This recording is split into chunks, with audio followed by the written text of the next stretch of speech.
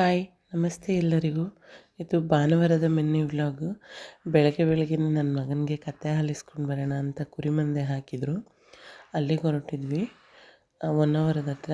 ಅಲ್ಲಿಂದ ಇಸ್ಕೊಂಡು ಮನೆಗೆ ಬಂದು ಟಿಫನ್ ಮುಗಿಸ್ಕೊಂಡು ಹಾಸನಲ್ಲಿ ನನ್ನ ಗಾಡಿನ ರಿಪೇರಿಗೆ ಬಿಟ್ಟಿದ್ದೆ. ಅಲ್ಲಿಗೆ ಹೊರಟ್ವಿ ಇಬ್ಬರೂ, ನಾನು ಮತ್ತು ನನ್ನ ಹಸ್ಬೆಂಡು. ಅಂದರೆ ರಿಟರ್ನ್ ಇನ್ನೊಂದು ಗಾಡಿ ತರಬೇಕಲ್ಲ.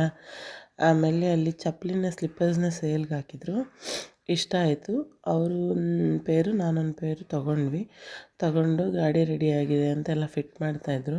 ಒಂದು ಸರಿ ಟ್ರಯಲ್ ನೋಡಿ ಅಲ್ಲಿಂದ ಊಟ ಮುಗಿಸ್ಕೊಂಡು ಗಾಡಿನ ತಗೊಂಡು ಮನೆ ಹತ್ರ ಬಂದು ಅಕ್ಕಿ ಸ್ವಲ್ಪ ಕ್ಲೀನ್ ಮಾಡಿಸ್ಕೊಬೇಕಿತ್ತು. ಅಕ್ಕಿ ಕ್ಲೀನ್ ಮಾಡಿಸಿ ಅವಾಗಿನ ಒಳಗಿಟ್ಟಿದ್ದೀನಿ.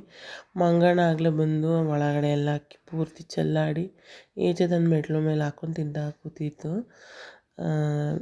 ಅವಾಗ ಪೂರ್ತಿ ಎಲ್ಲ ಮನೆ ಒಳಗೆಲ್ಲ ಪೂರ್ತಿ ಚೆಲ್ಲಾಡ್ಬಿಟ್ಟಿತ್ತು.